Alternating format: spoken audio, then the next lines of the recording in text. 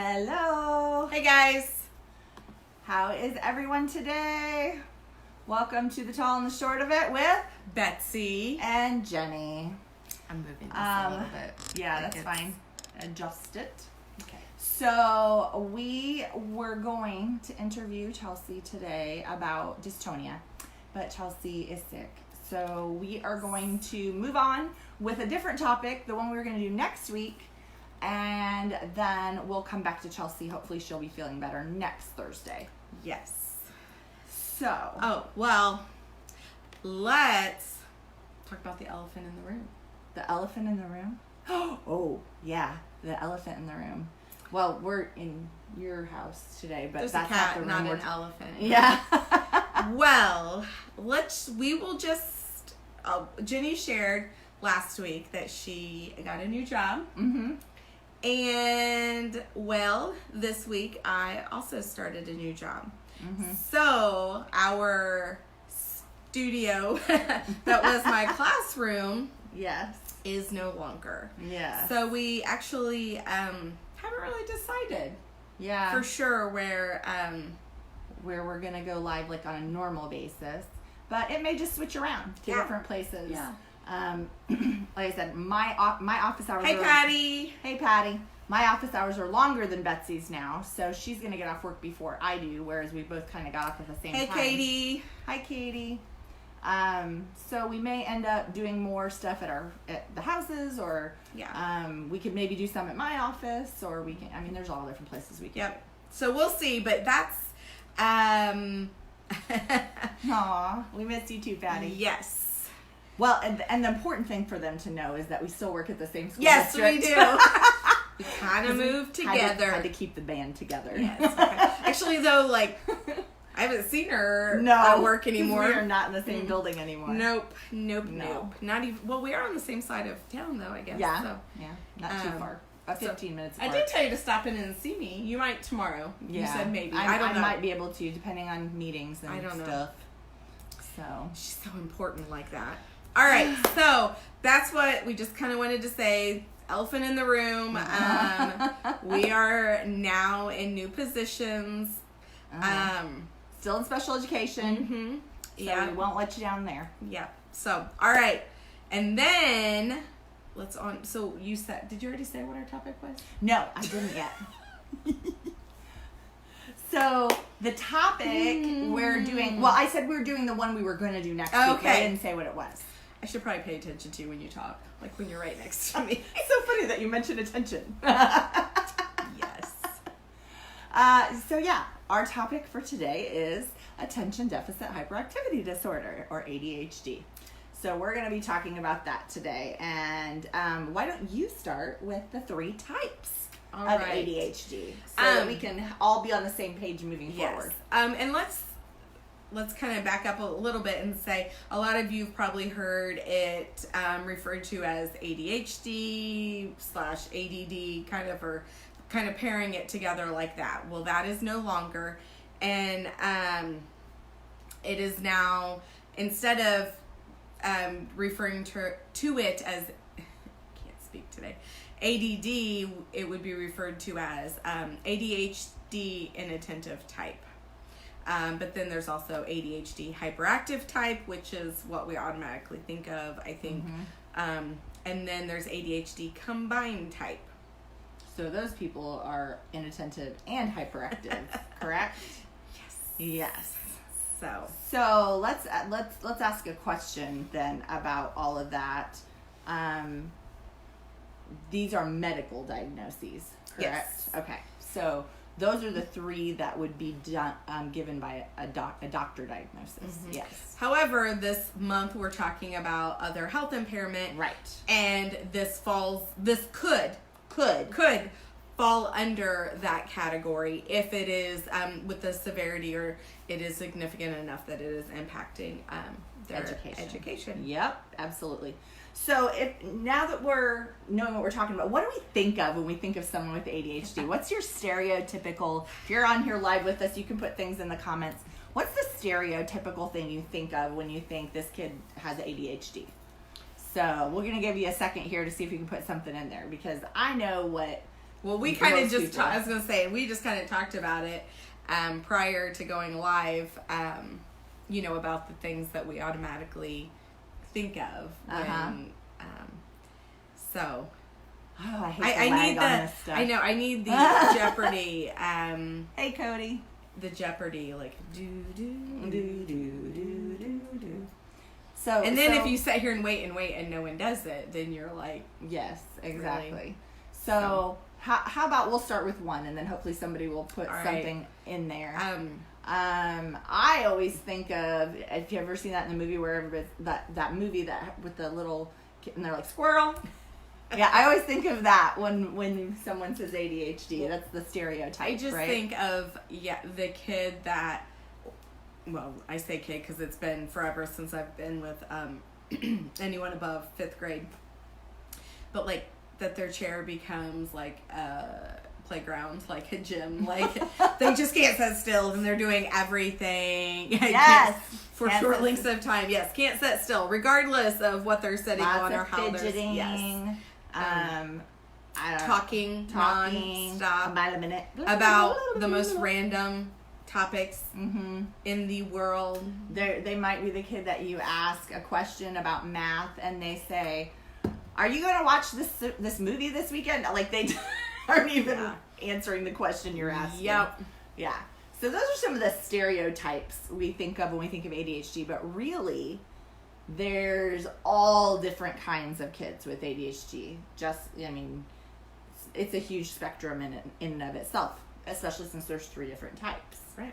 So you could have that quiet kid that really doesn't talk at all, and they look like they're paying attention to you. And then when you go over to them and ask them a question later, they look at you like deer in headlights because they really weren't focused. Yeah. Or they can't remember. There was so much input going in at the time they can't recall. Or you've got that stereotypical kind of kid that's super hyperactive, but maybe not so inattentive. He knows everything you're talking about. Yep. He can look like he's not paying attention at all, and then you ask a question, he shoots off the answer. Sorry, I'm like re-diagnosing myself. Yeah, are you? I'm relabeling myself within this. Right, and then you got the kid who is all over the place with their body and also can't remember what you just said or couldn't tell you what happened yesterday or that kind of thing. So there's all those kinds of kids. And so the difference with ADHD is what's happening in the brain. So I think a lot of parents, at least the ones I've talked to, this is just in my experience, a lot of parents don't, when their child gets that diagnosis, no one stopped and took the time to explain to them what's really happening in the brain when a child really has attention deficit hyperactivity disorder. So what we know about the brain is that we have these things called neurons in our brain, right? They're what carry messages across our brain, and then they tell other parts of our body what to do or what to think or help us recall things or, those kind of things. But the neurons, they shoot off these electrical signals that jump between each other. So if this is a neuron and this is a neuron, this electrical signal will fire off this way and this one will get it, and then it'll fire it off to the next one, that one will get it. But what's going on in ADHD is those synapses that are between those neurons, that electric stuff, goes too slow. So it's going so slow that to get to the next neuron, to get the message where it's supposed to go, doesn't happen in a timely manner, which is why kids with ADHD will often show a low processing speed or lower processing speed than their other cognitive abilities when they have testing done. So if you see a profile of, this kid that has average intelligence on almost every cognitive measure, but then that processing speed is lower, and sometimes the working memory is a little lower because they can't hold it all in their brain to do something with it at once.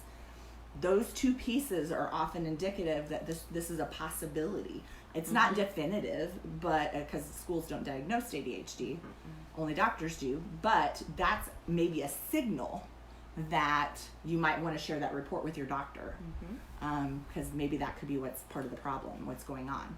So again, those electrical signals between the neurons are going way too slow, which is why they use stimulant medication to help fix the problem. So if they can stimulate those electrical impulses to move the normal speed, hey Sue Davis, if the stimulant medication can move those synapses a little faster, like a typical brain, then they can use, a lot of kids can interact normally. And the funny thing is that if they've been for any length of time without medication and they start taking medication, they can tell a huge difference. And a lot of the kids will tell you, this feels weird, I don't like it. It's but what they're not understanding is this is what a typical person feels like. And the outcome of having that medication speed up those synapses is that they can now filter out distractions. So that's the difference. So because here's the thing, they're not necessarily not focusing, they're just focusing on everything.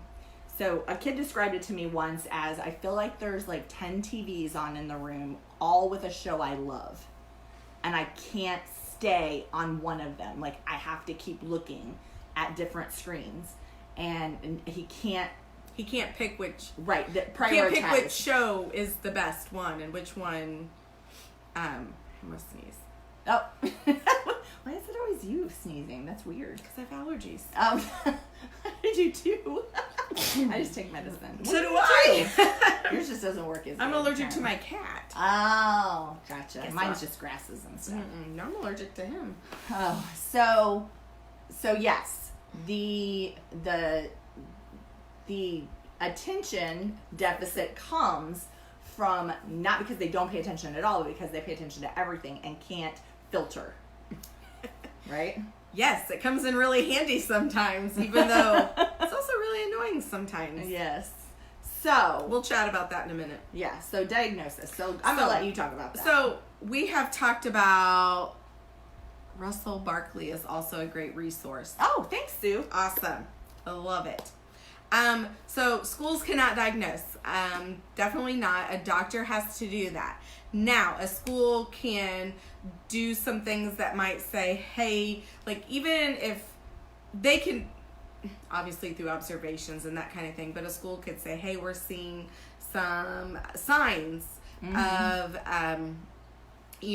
with your student struggling, your child struggling to focus. They can do that, but they are not qualified to diagnose. And so but a doctor may send some things to the school, like they use checklists. They use rating scales that they often will have the parent do as well as the teacher. But also if they maybe have a caretaker after school or go to like a after school program, they might... current rating scales, the Connors would be one that's used quite a bit, and I think the Vanderbilt is another one. Those are the two I'm most familiar with. But in here, I'm just gonna. This is a Jenny opinion, not the opinion of any school I've ever worked for, nor the current one. But I believe if a doctor doesn't give you rating scales and do some other things, they should not be prescribing medication for your, you shouldn't just be able to say, hey, I think my kid has ADHD, and they give you meds. No. That is not okay. That's irresponsible. And that can lead to overdiagnosis. Yes. Great. Revised and updated. Correct. Yes. Well, and there's other things too. The TOVA. I'm not as from. What was the TOVA? I'm not. It's just another test exactly like the Connors. Okay. The Connors Continuous Performance Test. The CPT. Yeah. Which is more of a screener. Like those are things that a school I used to give the Connors, which is kind of funny. Because I hated doing it. But yes, doctors and psychologists can also do it. And it's just a piece of the puzzle. If you TOVA or the CCPT. Yeah. Yes. And those again, that should never rely on one of these things. It should be multiple multiple forms of data together. Sure. And I'll be honest, like, that's not just for kids. It's for anyone getting that diagnosis. Is the way it should, the way it should go, in my opinion. I just think it's irresponsible to just go by the word of one person without talking to the school, without doing some rating scales, those kinds of things. Because inattention can be a symptom of so many things, and it isn't always ADHD. Yeah. So, and sorry, go ahead. So, no, Jenny, why would we want a diagnosis? Yeah, what would you need that for? Do you like that segue? So why would you need that? Well, first of all, because you might want... Oh, I need a diagnosis at age 17. Hey, Sue, I just got mine like 2 years ago. It's cool. Yes. They'll do it. You're not crazy, Sue. So, hey, Kristen. The first reason you might want a diagnosis is if you wanted to try medication. I mean, you're not going. A responsible doctor would not give you medication unless they were going to diagnose you. And then the other would be if you're not doing well in school and you need to look into what are the causes of why we're not doing well and how can we remedy that. So you could do looking for accommodations for your child, either through a 504 plan or an IEP based on how significant the need is. Because I'm going to tell you right now, there are tons of kids who get an ADHD diagnosis, they go on their meds, they get some behavioral therapy or counseling, and they don't need either. They don't need a 504 or an IEP because and that's the other thing too. Don't get medication without doing the counseling piece too. Because the reason you do the medication is to help speed up those synapses, but then you also need those coping skills to help with impulsivity, to help with the social lags that happen with ADHD. And we're kind of jumping ahead a little bit here, but a lot of kids with ADHD function socially about 2 grade levels behind their peers. So if you've got this first, second grade student who's acting like they should still be in preschool, and they've got all these signs of them not focusing, and those are huge indicators.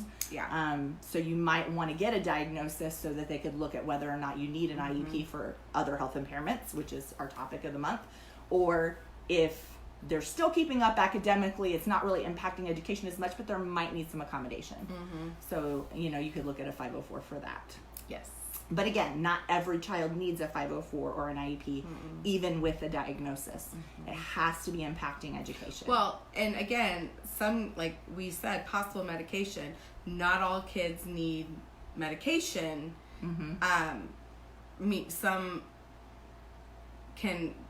Some can there is so much. Yeah.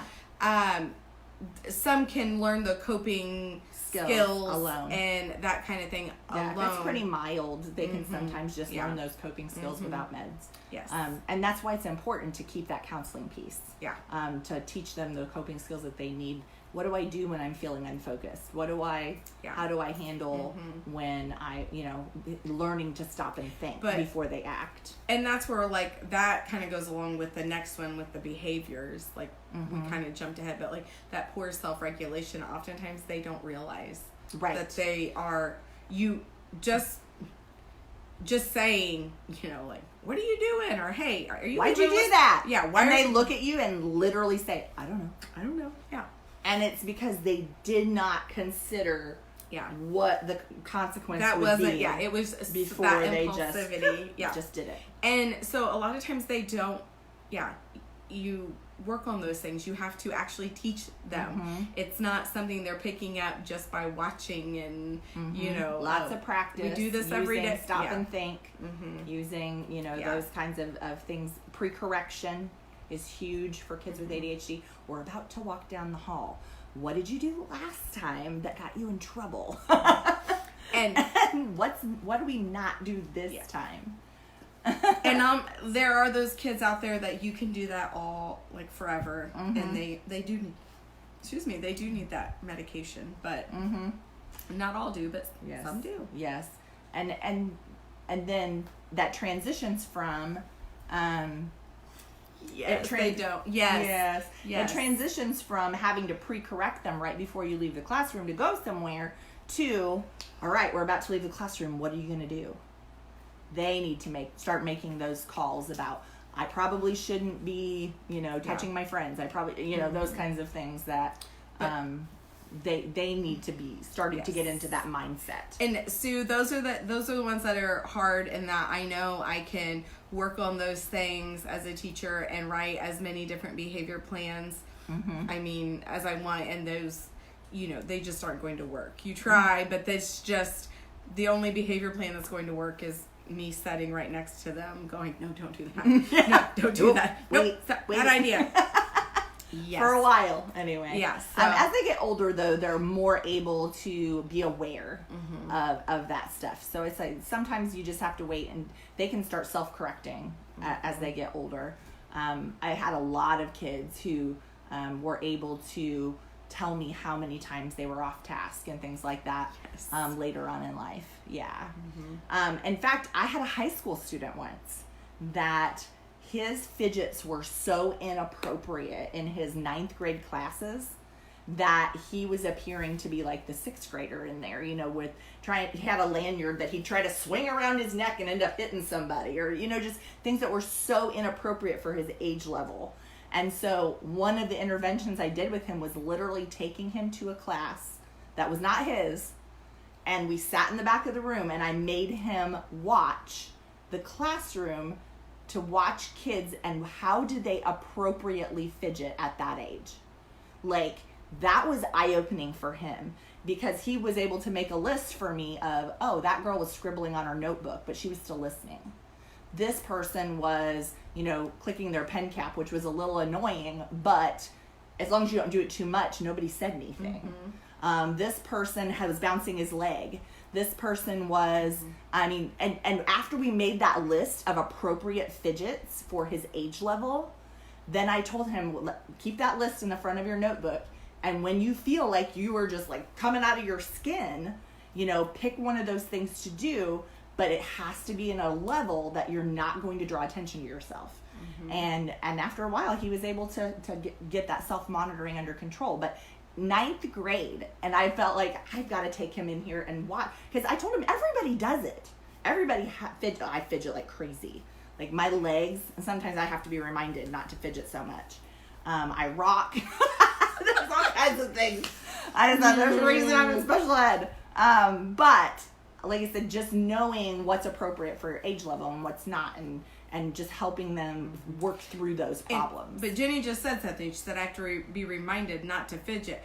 No, she can't not fidget. You can't not to change my fidget. We'll be out to eat, and I have to say, you need to stop rocking, because she'll she's moving the booth, and I'm like, you need. And so then she starts. I can feel her leg, but that's better than the table moving towards me or something. Yes.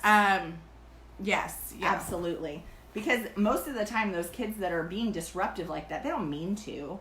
They just they need that direct instruction on how to change that behavior. What's the replacement behavior for this?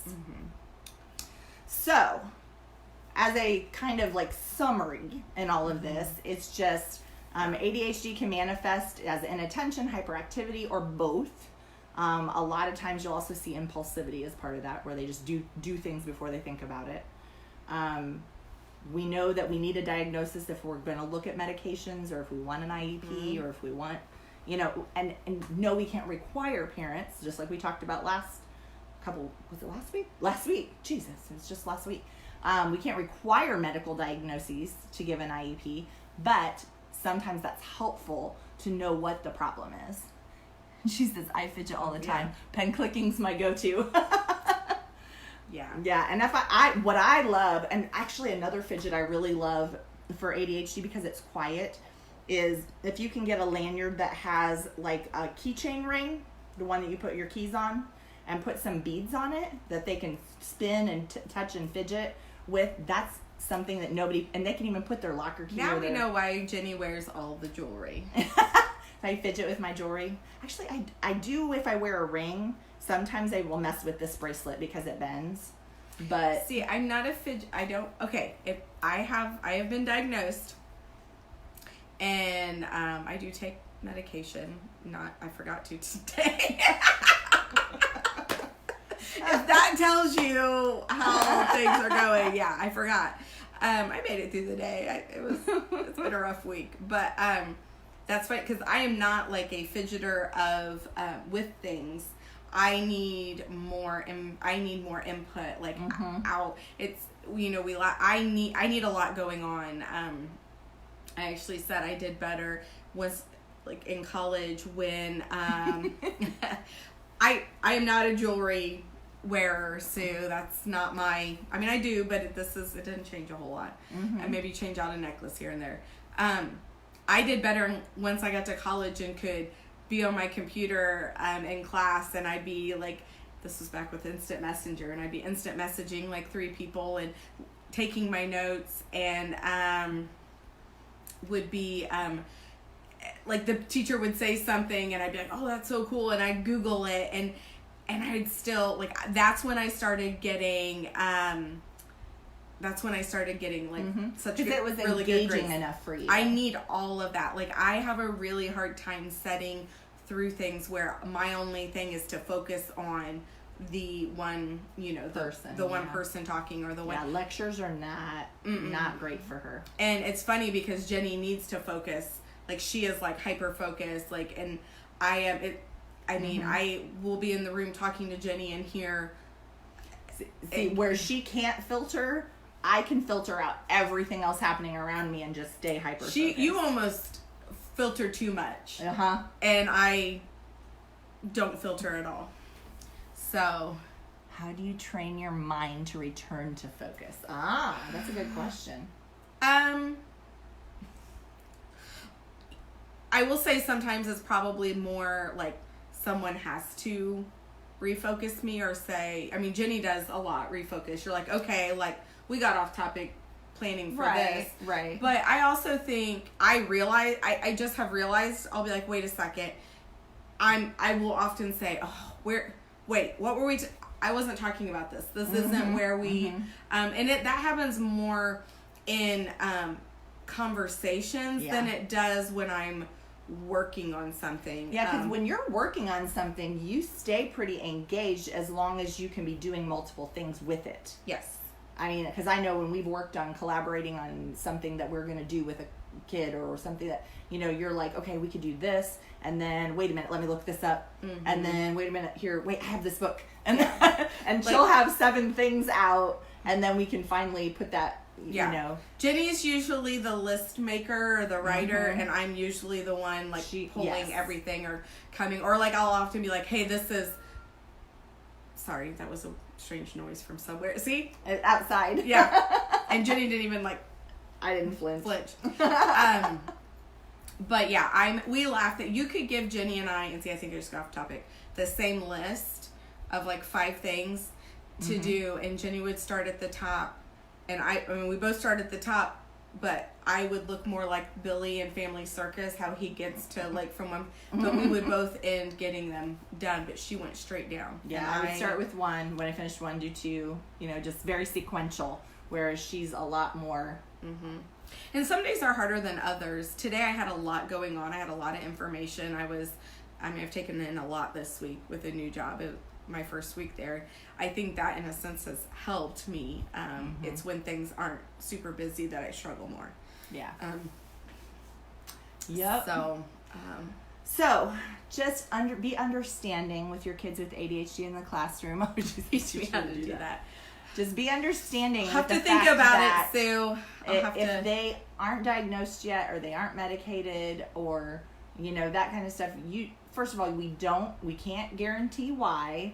In order. Oh yeah, Patty's a sequential person. Oh, so this world is full of Jenny's and Betsy's. Oh God, I think one of us each is enough, man. But no, just remembering to be patient with those kiddos. Remembering to help them know expectations, give them those replacement behaviors, find creative ways to keep them engaged, because I think a lot of times, and that's why I think kids with ADHD do really well with video games and things like that, because it's constant stimulation, in a different way. They're always, going for the next thing or going for, and so I've heard actually parents have said to me, well, how come he can play a video game for 2 hours, but he can't do his math? Well, that video game is incredibly engaging, and fractions, not so much. Yeah. So, well, I even have trouble watching a movie. I can't. She can't get through a movie. It's not long enough, but like give me a sitcom, give me an episode. Right. I can take those and do those here and there. But yeah, I'm not a movie. But I can read a book like it's. I love to sit and read. So yeah. Oh. All right. Oh. Hey, Jake. Hey, there Jake. she is. Yeah. Whoops. All right. Well, I think that's all we have for you guys today. Like I said, hopefully next week Chelsea will be well. Yes. And Chelsea Chrisman will be here with us to talk about dystonia awareness, so that you can learn all about that and rare disability. And don't forget that towards the end of the month we have the dystonia scavenger hunt. Yes, it's in Indianapolis. We don't have it, but I mean, Chelsea's group is sponsoring this hunt, and she's going to talk about that next week. Yes. But it is so much fun.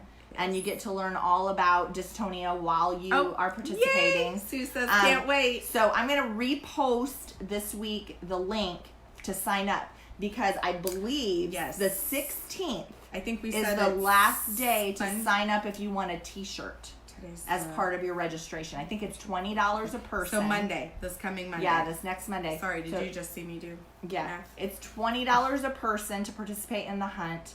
And like I said, we can sign up and be there as a team, and like I said, I can sign us all up as long as you can. And I think some people even paid the day of, didn't they? That didn't get the shirts.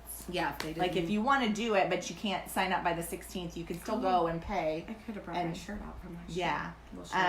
But yes, it's just so much fun and for a great cause. Yes. So we'll give you a lot more information about that in the live next week. But if you want to do it, like I said, if you scroll down a little ways, you'll see it. But I'll try to bump it back up to the top so that people, if they want to try and sign up, and it can be any size team. You can have anywhere from 2 people to, I think they had teams of 20. The more year. people we have, the better. Because it's scavenger hunt, and we're going to win this year. That's right. Because I'm so competitive. You are more 29th. 29th. It's on a Sunday. Yes. Sunday. So, like I said, you have to sign up by the 16th if you want a t-shirt. But after that, you can still sign up. I'm pretty sure you can even sign up the day of. Yeah. So all right.